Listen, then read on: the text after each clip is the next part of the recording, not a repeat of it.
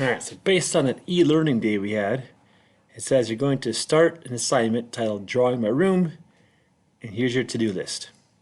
Grab some paper, sketch your room's basic shape, and then measure as accurate as possible each length of the wall and the height of the walls. Then we're going to figure out measuring where the doors and windows are, knowing how wide and tall the doorways are, and locations from corners, we'll call it. And I'm going to begin this on Friday.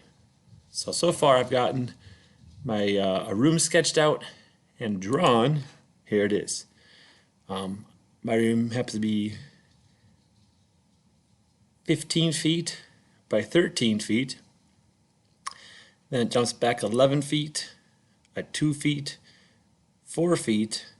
And this would be the 11 more feet. There's a hallway out here for pretend. Walk through a doorway into the room. There's a closet right here. The closet's kind of over here somewhere. So I walk in, closet.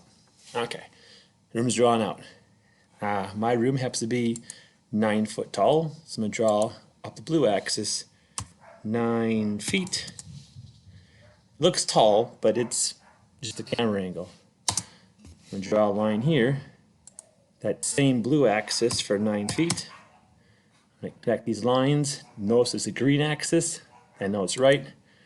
The wall should have shaded in. It didn't. Something went wrong.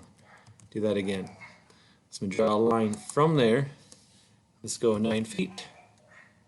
I'm going to draw a line from that point, 9 feet, and it should shade in. There it goes. Okay, here too, same 9 feet tall. Connect those two. Red axis, that's good. Shade good. Same 9 feet tall. See how it kind of snaps to the high point? You see the cursor has a small black dot to an adjacent corner. That's the right height. 9 feet. Green, good. Same 9 feet.